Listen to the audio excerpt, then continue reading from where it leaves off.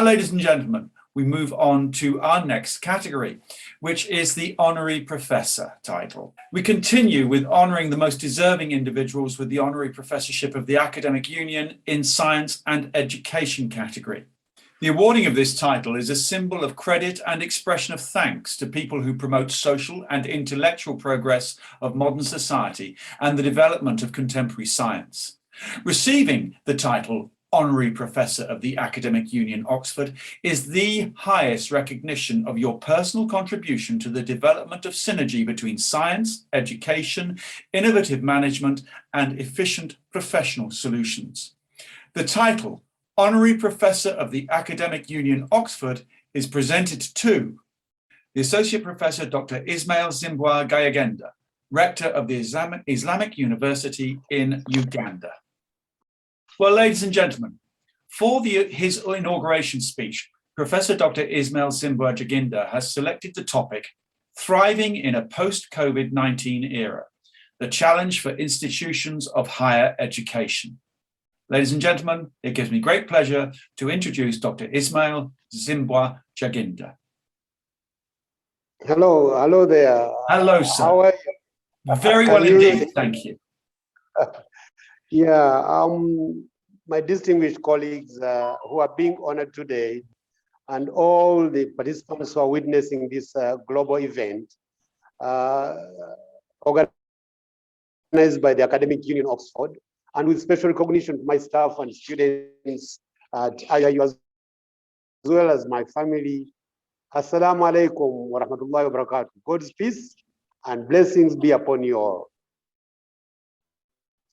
I want to share my ideas as the new rector of Islamic University in Uganda. I just became rector on January 1st. But before I do that, let me briefly talk about Islamic University in Uganda. As we call it here, IUIU, which is quite interesting. I and you. So IUIU started in 1988, but the idea was mooted 14 years earlier at Lahore in Pakistan at the second summit of the Organization of Islamic Conference, now known as the Organization of Islamic Cooperation. The OIC founders, including the late King Faisal Abdulaziz of Saudi Arabia, King Hassan of Morocco, President Ali Bhutto of Pakistan, Emir Sabah of Kuwait, and others, discussed education in Africa, and it was recognized that they needed to support the youth of Africa and prepare them for the world to come. So several key decisions were made at that conference. Number one, to make Uganda a full member of OIC. And number two, to establish two universities in sub-Saharan Africa, one for Anglophone Africa and the other one for Francophone Africa. Uganda's leader at that time, President Idi Amin, apparently put up his hand and declared that he would host the Anglophone University. So that is the history of how the whole idea started. It took 14 years to implement the decision of OIC heads of state, and on 10th February 1988, under the wise leadership of our current president, General Yoweri Kaguta Museveni, the new university opened its doors to 80 students at a former high school called Nkoma Secondary School. As of now, 33 years and a half later, the humble beginning has turned into a fully fledged university with over 90 programs at certificate, bachelor's, postgraduate diplomas, master's, and PhD levels, serving over 10,000 students. We now have 4 campuses. The main campus in Mbale, which is 220 kilometers. Then we have one in Kampala, where our medical school, Habib Medical School, is located. Then Arua campus in the north, and then one that is dedicated to girls in Kaboja. So in a way, we have grown and we are ready to move on. But COVID has happened. So what do we do? Like many other communities, of course, COVID has affected us, COVID-19. we know that over 400.5 million lives have been lost. In fact, at IUIU, we have lost dear ones, the latest of whom is our Professor Fred Kironde, who was a leading biochemist and was leading our biological sciences for the medical school. We really miss him, and we want to thank him for the dedication he put in the university. I think at IUIU we were pragmatic. When COVID happened, we had to engage. It affected us financially because the president closed all the schools, understandably. And so because 95% of our revenue comes from schools, from students, we were really affected. However, now that we are opening up, it helped us to start online programs. So this time around, this year, when the president closed all the schools, for the first time in the history of IUIU, we started the entire semester starting July 5th by teaching online.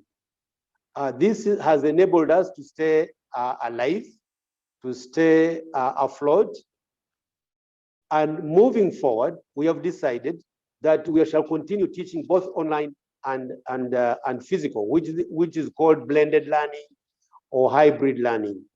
We believe that with our new ODEL or Open Distance e-learning platform, which was mandated by the National Council for Education and was created by our ICT team, led by Hamza Sekalema, we can actually continue teaching some courses online, some blended, and some physical. Of course, now the president has opened us again, and in November 15th, we shall be opening physical, but we've decided that we shall continue teaching some of the courses online. One of the other challenges that we have, of course, is that some of us were born before computer, BBC, yet our young people are .com generation. They have access to so much information even before they become our students. My own daughter, Shahida, who is only 13 years old, I think knows more about the world than me. So what happens when these young people come to us, when they know so much? I think we have to recognize that we cannot use the old mode of teaching where we think we know a lot and we are going to teach using notes. I think we need to, the old method of a student is a tabula rasa, the brain is for information, cannot work. And so we are supposed to be facilitators, and that's what we are doing at IUIU. We engage the students, we let them do the research, we tell them they have to get credible sources of information because the internet has everything. It has the good, the bad, and the ugly. So we must be willing to engage the students, the new generation of students, by allowing them to become thinkers and problem solvers. And we want to, with this, we are cooperating with other partners. We thank the government of Uganda and President Museveni. We thank the Secretary General of OIC and all the member states of OIC, especially the Royal Kingdom of Saudi Arabia, Turkey, Libya, Egypt, Nigeria, for helping us reach these young people who are trying so hard to enter the marketplace and play their rightful role.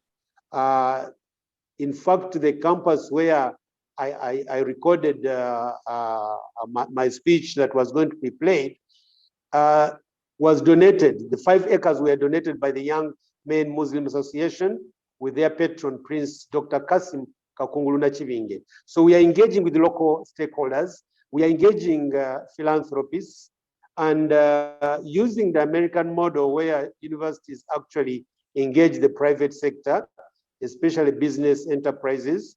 We are going to establish an endowment arm to provide more resources and establish more sources of revenue for the university.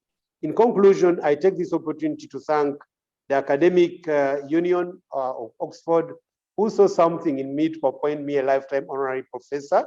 And I pledge to work with them, to work with my other colleagues who have been honored, to work with the academic communities around the world, to try and take and make life better for our young ones and the old ones who come to us, and those who come to our campuses, whether they are physical campuses or online campuses. Of course, the challenge is big, but the opportunities are also many. There are so many opportunities around us. In fact, the Assistant Secretary General of OIC, Ambassador Askar Masinov, has challenged us to link with all the thousands of universities across the OIC member states. And I'm going to do that. Right now, actually, I'm talking to you from Nigeria, where I am at Nasarawa State University, where we are trying to get links with other universities to help our young people. Thank you so much. And I'm so glad to have been honored by the Academic Union of Oxford. Thank you very much indeed, Dr. Gyagenda. Thank you, sir.